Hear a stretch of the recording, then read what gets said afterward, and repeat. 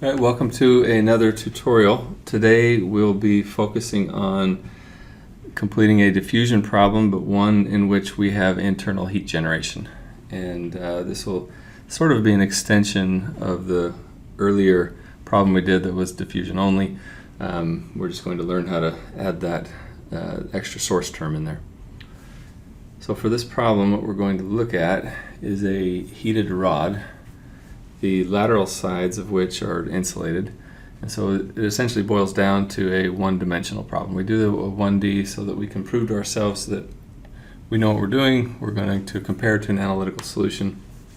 And the thing we're trying to demonstrate here is just simply the additional source terms. And so the more fundamental we can make the problem and the more confident we can be in the true solution that we know we should be getting, then the more confidence we can place in our approach with those extra source terms. So that's this problem. We have a one-dimensional heated rod, internal heat generation. The two boundaries at z equals 0 and z equals L are kept at two different temperatures. And we're going to go ahead and just make this a transient problem with an initial condition of 200 everywhere. And then at time equals 0, we're going to apply those two boundary conditions at T1 and T2, and then allow the internal heat generation to kick in. So this is 200 kilowatts per meter cubed, 200,000 watts per meter cubed. This is a per unit volume, obviously. We're going to, for kind of completeness of the problem definition, we're going to define an area of 1 centimeter by 1 centimeter square, but the temperature distribution itself is independent. Since this is a 1D problem, we really don't care what that area is. This is going to come back eventually in the source term when hopefully I can illustrate two different ways to handle this. One in which is we're going to need the total volume, or at least the area. So other properties here, we have a length of 1 meter. We've got a density, a CP value, and a thermal conductivity. And so we have all the information we need to complete this problem. And what does this look like? The PDE that we're trying to solve is what's shown here. We have this the transient term. We've got what essentially is the Plotion of temperature here, multiplied by some constant. And then we've got our heat generation. And so if we rearrange this to look as it would for an OpenFoam set of codes, then this form down here, the very bottom form, is the one that's going to be the most useful to us. We've got the DDT term, dt term, we've got the Laplacian, and we move this over to the other side, and all that equals the extra source terms that we have.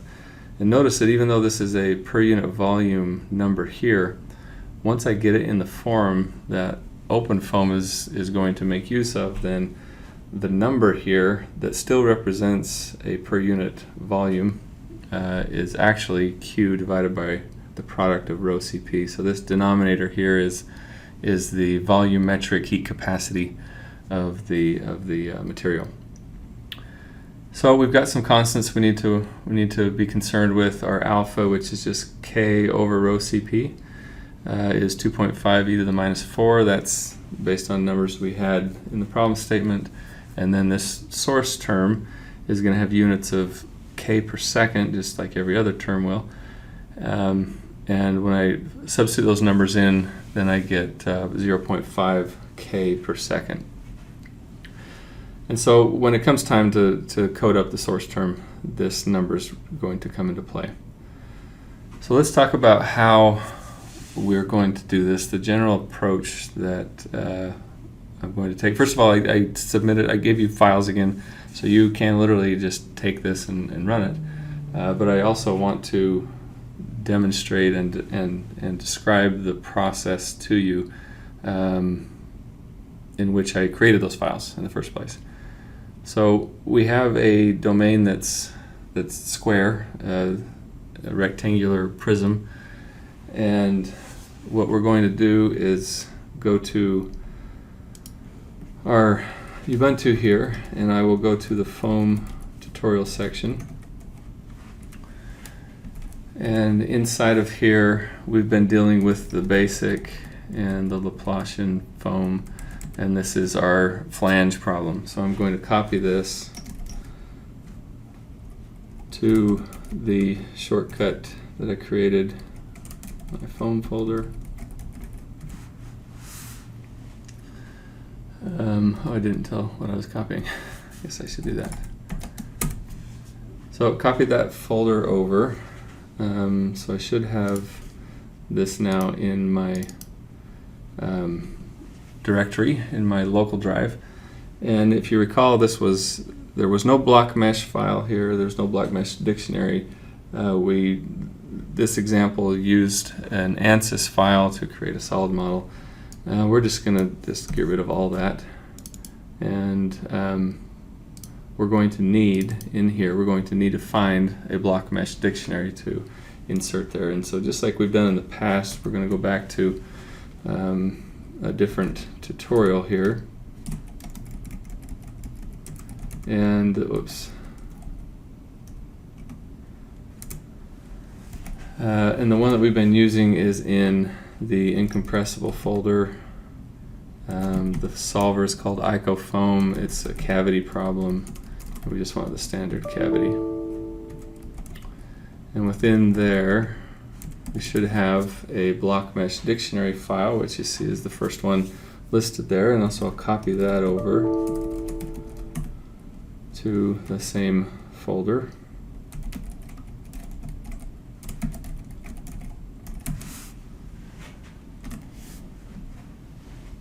And so now we've got to move this.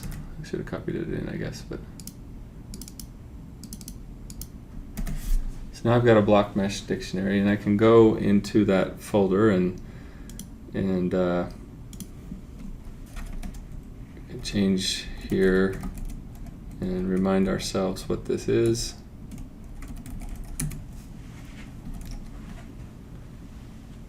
Actually, what I'm going to do is I'm going to rename this to Transient Diffusion Heat Gen.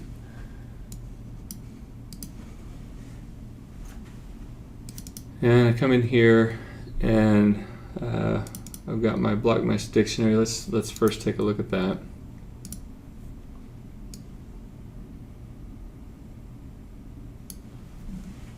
And as you recall, this is a rectangular prism, but it's very thin in the z direction. And for ours, we actually want this to be, going back to the problem statement, we've got a meter in the z direction, and in the x and y we've got 1 centimeter. And so first thing we want to do is change this up, and everything here is multiplied by 0.1, and so a centimeter is going to be 0.1, 0.1, 0.1. And then we change the z to 10.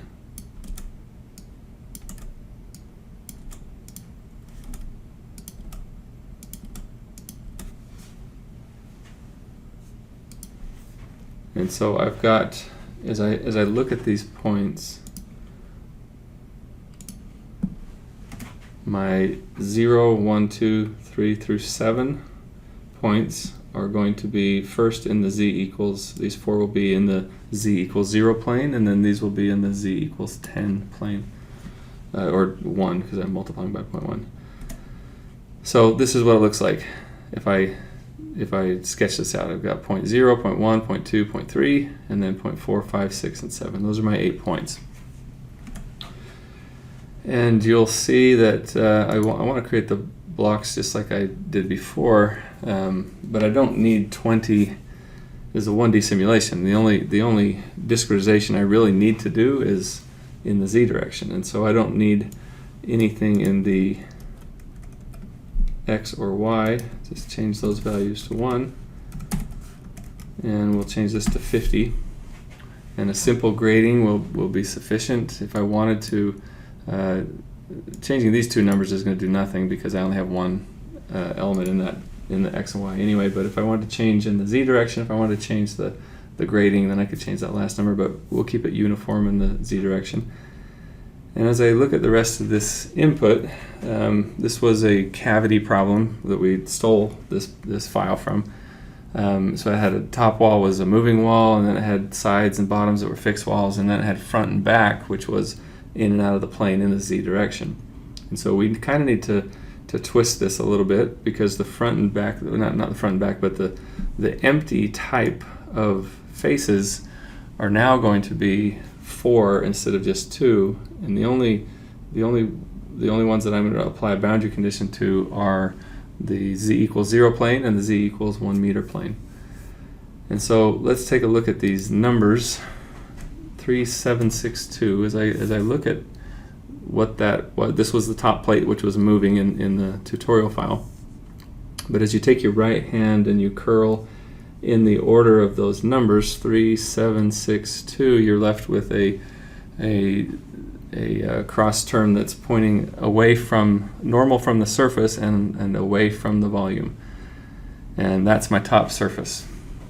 And I want to take that, and I want that to be a type empty, so I'm going to move that down here. And in its place, I want to take one of the ones that was empty. I want to take, no, I don't. Let's first rename these.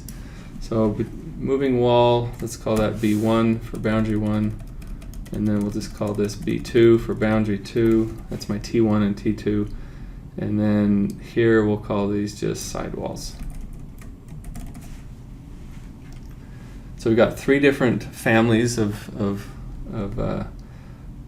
boundaries here, and 4 of them are going to be the type empty, and then one of them is going to be boundary 1, one of them is going to be boundary 2. So boundary 1 is going to be the 0, 0, 3, 2, 1. And so this guy right here.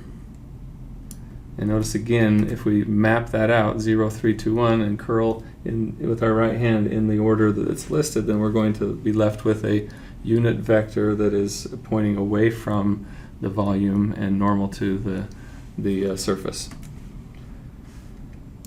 And so I'm going to put that here. And that's the only one that's going to be in B1.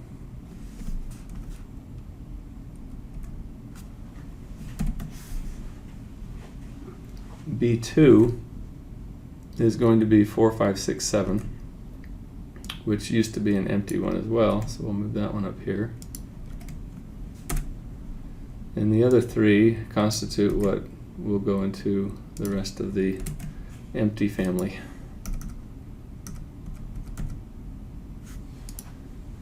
So 4, 5, 6, 7, 4, 5, 6, 7, that's my surface here. I map that out in the order that's listed. I get a unit normal vector again away from the volume, and you can prove to yourself that the rest of these fit that description too.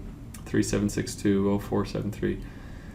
So these are my 6 surfaces, and I need to make use of the order in which I listed the points here, so that my surfaces are defined correctly, and I've got, based on the 4 points that are defining a surface, I've got a unit vector that is normal pointing away from the volume.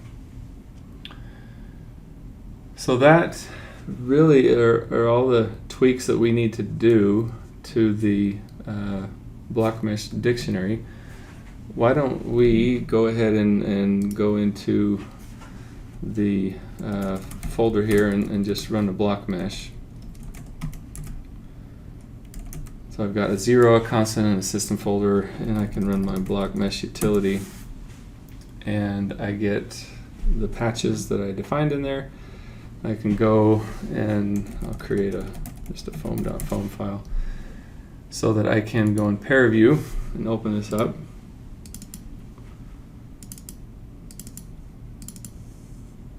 So what does this look like? It's hard to see. There's a little square there, but I rotate it and I can see a long square cylinder. And let's just look at the edges to make sure that nothing is out of the ordinary. It looks as if I am discretizing in exactly the way that I planned on discretizing. And so my block mesh, my mesh in general is ready to go, and I just need to now look at the rest of these files. So going back to the Windows directory here, I handled the block mesh dictionary, Well, let's talk about the control dictionary real quick. The control dictionary is going to be Plotion foam again, and if I remember right, this was going to be about 500. I definitely don't want a delta t so small. I can get away with probably 5, even more seconds. And I'll write every 500. This I meant for this to be 5,000. We'll write every 500 seconds, and I'm actually going to change the precision here to be 7 or 8. Okay, and that's all we'd really need to do there.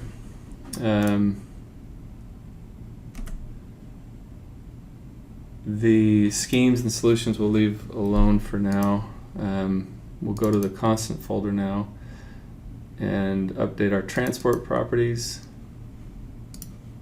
Our transport properties need to be, it's just the dt in there, and this was, I think, 2.5, was it?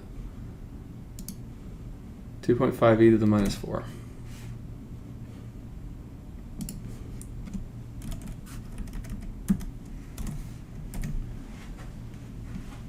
So we've updated that one, and we will now go into the 0 folder, which is our initial and boundary conditions for temperature.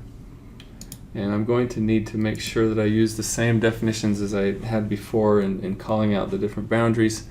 This again was stolen from a different tutorial, so it doesn't make sense to use any of these. We need to first rename these just like we did in the block mesh dictionary, B1, B2, and then this was sidewalls. And the sidewalls type is going to be empty, meaning we don't care about that direction, that dimension. And if we go back to the problem definition, my initial condition was 200K. And so that's what I'm going to initialize the field with, is 200.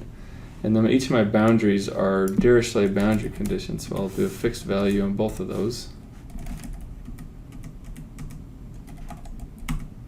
And the first one will be 300, and the next one, B2, will be 400. So I've got my temperature updated, I've got my initial condition, I've got my boundaries defined like they need to be. I should be ready to go. I have everything except for the source term. So why don't we just go ahead and run this? Just type Plotion foam. Keeping in mind we don't have a source term. So what does this represent? It represents me initially having a square cylinder at 200K, and then at time equals 0, I impose 300 degrees and 400 degrees on each of the two sides at z equals 0 and z equals L. And so eventually, as time goes to infinity, the steady state solution of this, it's a 1D conduction. And so I should get a linear curve from T1 to T2. So let's go look at the solution now. I've got temperature in here now, so I can plot the temperature. And more or less that's what I see. This is at time equals 500. And if I go all the way to, what happened?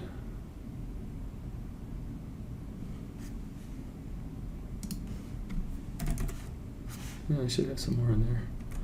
Let me just delete this, open it up again.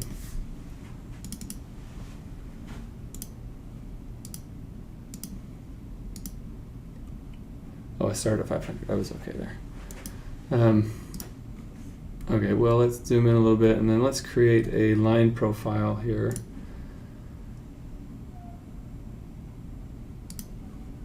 And we want to go right through the z-axis there. And let's take a look at that plot. Oh yeah, get rid of the gradients. I don't need to plot those. So it looks fairly linear at 5,000 seconds. At 500, more towards the beginning of my sample, my problem, I've got 500, and then I go to 1,000, and we can see it start to approach that linear curve, and I really don't see much change at all between 4,000 and 5,000.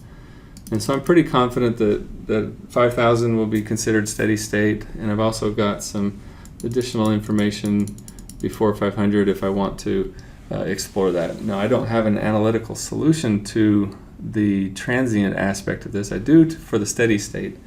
For this current example, it's just 1D conduction. Obviously, it's just a linear relationship. But I also have an analytical solution once I include the heat generation when I'm talking about the steady state solution. And so we will be taking that and comparing to our analytical model. So the real question now, what do we need to do in order to include a source term? And to answer that, we are going to explore some files here. So let's go to the foam. I'll start in the tutorials. Actually, I'm going to go up a folder. So this is my installation location for my OpenFoam. I have OpenFoam version 8. You see there is a tutorials folder. I could go in there. That's what the foam tutorials obviously takes me to. There is an SRC, that stands for source. We're going to visit there, but first we're going to go to the applications folder. And in the applications folder, you have another folder called solvers. And so these are all the OpenFoam solvers. And you might notice that the folder names here are exactly the same as they were in the tutorials folder. And so I've got a basic one. Let's go look at the basic, because that's the one that we're using. And there's going to be a Plotion foam in there. And as I look at the files that are located in this solvers folder, there's a C file that I'll look at. Let me just do just take a peek at it. So we're not going to make this a programming lecture, but we'll need to include a number of header files there. But the meat and potatoes of what I wanted to focus on in this file is what's shown here on the screen now. And so this is my differential equation. I've got a ddt term, and I've got a Laplacian term. So ddt of temperature minus Laplacian of the product of dt, which is my thermal diffusivity and temperature, equals something called FV options. And that is what represents our source term. And so if I come back to my my slides here,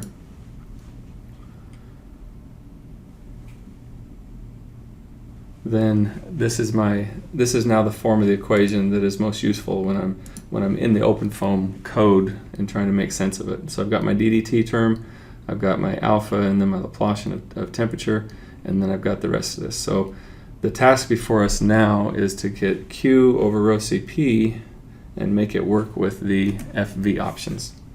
That's really what this is about. And so I look at a number of tutorials. I could look at a number of tutorials that happen to have an FV options file in them that make use of those extra source terms. But a lot of those are much more complicated than we're going to need. We really just need the most simplest form of this. It's just a constant. It has nothing to do with temperature. It's not spatially dependent. It's just a constant. And it's uniform throughout the entire domain. And so it really doesn't get any simpler than that, other than just saying my source is 0. And so what OpenFoam does is it solves the equations with the solver, and if there is no FV options file there, then it knows that you just are assuming that's 0. And so all you need to do is create an FV options file that then outlines what you're trying to do with the source term. And so in order to gain a little bit more insight into that, let's go back up to my OpenFoam installation, and I'm going to go into that source folder. And within that source folder, you'll find a number of folders. We're not going to talk about really any of these except for the FV options folder. So let's go in there. And within there, we're going to go into the sources folder. And inside of there, you'll see that there's 3 options. We're going to go into the general one. We're getting as simple and fundamental as we possibly can. And so within this folder now, there's two options. Coded source, which is going to be slightly more complicated. We're not going to talk about that today. But the most fundamental one of all the source options is this semi-implicit source. So inside of there, I've got a C file, I've got a .h file. Let's take a peek at the .h file.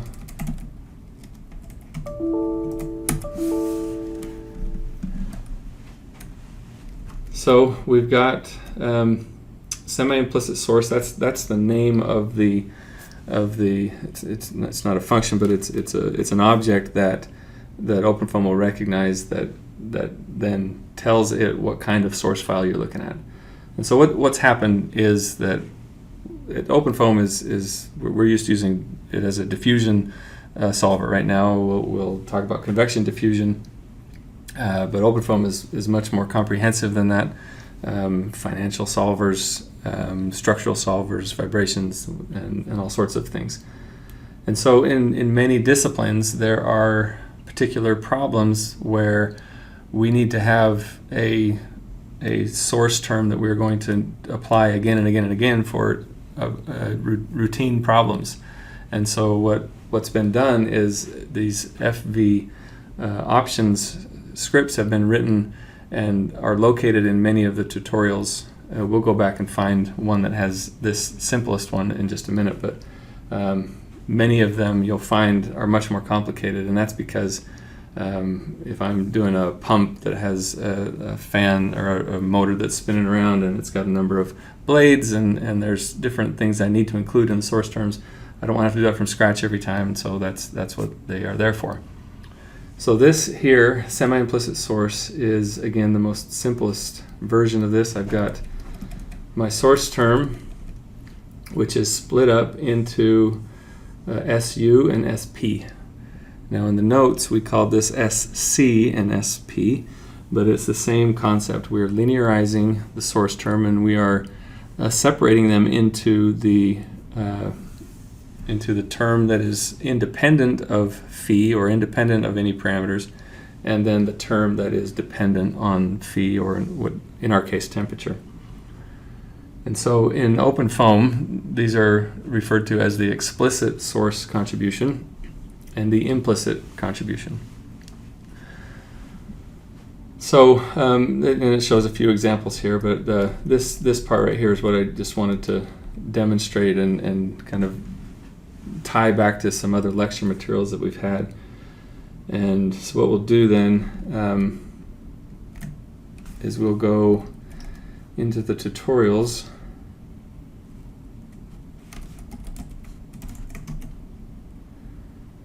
And then we're going to go into the one that I identified that is the simplest to use and to start from is going to be in the incompressible solvers, in a solver called Pimple Foam, and then in a laminar version of that problem.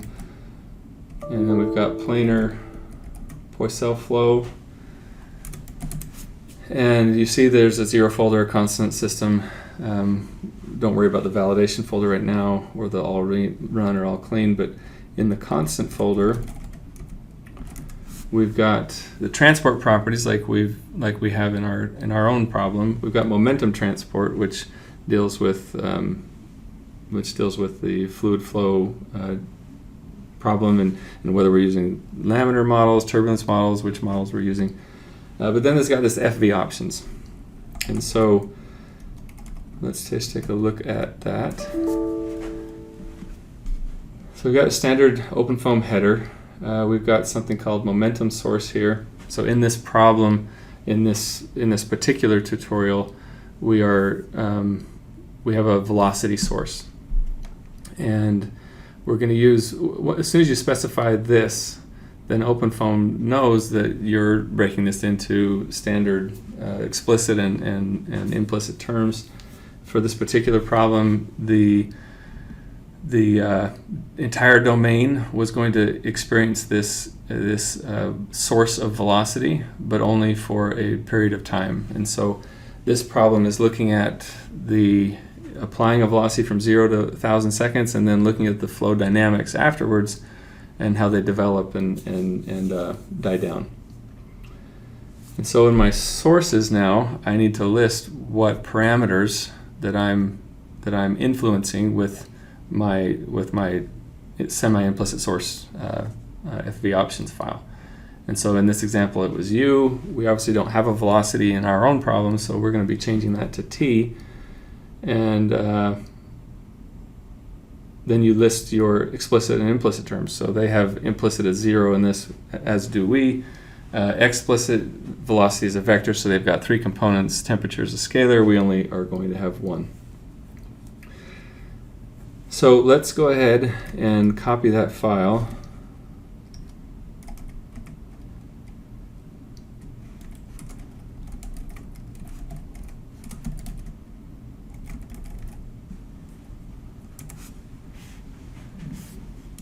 And we will come here and put that in the constant folder. And then let's go and modify it.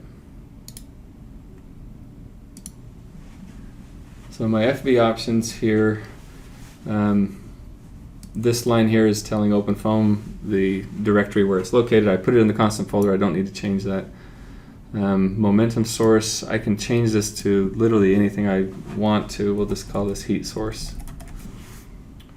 We'll leave this as a semi-implicit source because that's what calls it out as the particular FV options file approach or definition approach.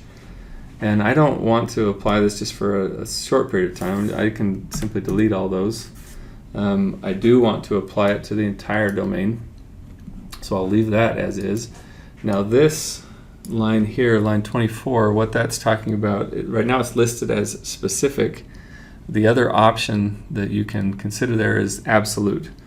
And so from a heat generation standpoint, what this means, a specific means per unit volume, and a absolute means units of watts.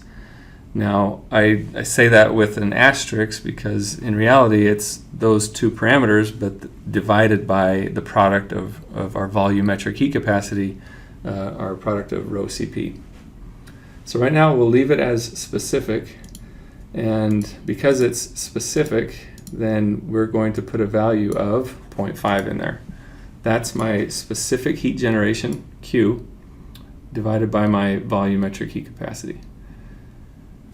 And what we'll show is that I can change this to be absolute, but then I need to change the number down here as well. So right now we're going to leave it as specific, and I need to change this to T. For temperature, that's our only parameter that we're solving for, and this now is ready to go. And the fact that it now exists in my directory means that OpenFoam is going to see it and is going to implement what I've defined here.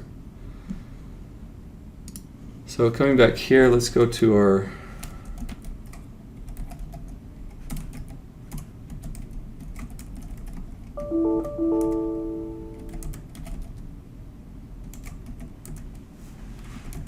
and let's clean up a little bit.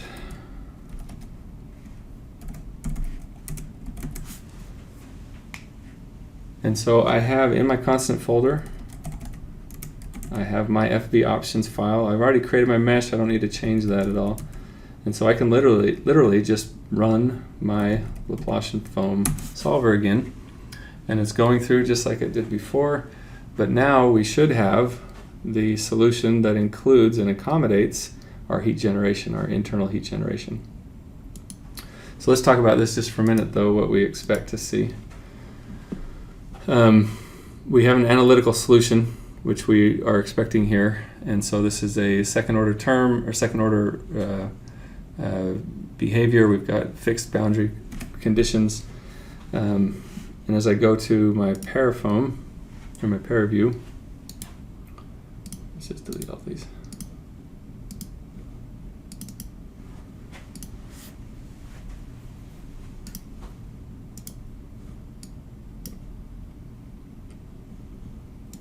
And I look at my temperature. here it is at 500 seconds, and then at 1,000 seconds. I'm going to rescale this actually. There we go. So I go from 300, I got a minimum of 300. One of these is 300, one of them is 400, and then I've got a peak in the center somewhere, not in the center, but in the middle at some point. And that's exactly what I expect in terms of the heat generation is going to cause those internal temperatures to rise up. Let's take a look at the line profile through the center.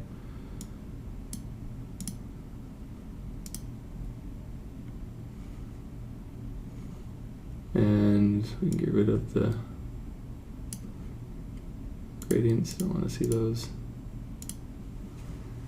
And so we've got this quadratic looking term. If I go all the way to the beginning and I just step through this, I can see it develop into a steady state behavior, and not surprisingly, it reaches that steady state behavior at around the same time as it did when we didn't have the heat generation.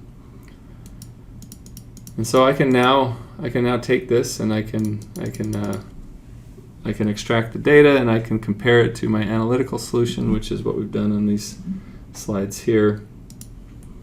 So here's a snapshot or a view of the temperature.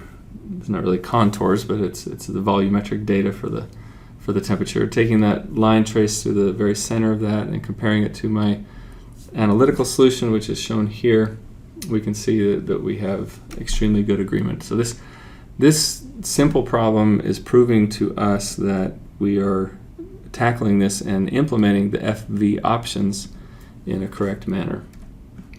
And here's an insight into how accurate that is. Nothing's perfect. We have the analytical solution, which in this case is perfect. Comparing those two, we've got a maximum of less than 0.02 Kelvin. And so even with 50 volumes, and it's not surprising that we do so well, it's just 1D, but with 50 volumes we do extremely well. And there's some insight into if we took the norm of that residual of the simulation minus the analytical. So let's take a minute and now go back to our FV options file, and our volume was 1 centimeter by 1 centimeter by 1 meter. And so if I take this and simply multiply it by the volume, I'll have the units that I need. And so multiplying that out gives me 5e to the minus fifth. And so if I change this from specific to absolute, then I just need to change this number here to represent an absolute quantity, and I can come back in here. Let me remove all these, and then I'll run it again, and we should get exactly the same thing.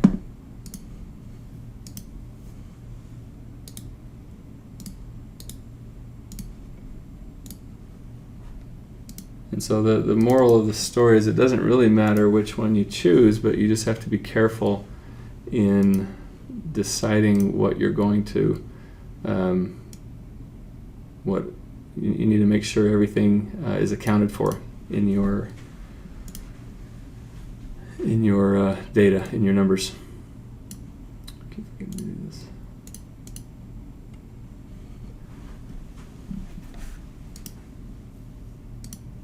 So I get exactly the same results. Peak of a little bit more than 600, fixed point of 300, fixed point of 400 there. So again, I can do this either way, the absolute or specific. I just need to be careful to make sure I'm doing it correctly. So that wraps up this tutorial. We'll start looking at other boundary conditions. So far we've just used Dirichlet boundary conditions, and for the time being we'll try to keep it as simple as possible, and then soon we'll get into convection diffusion problems. So this concludes the extra source term accommodation tutorial. Thanks.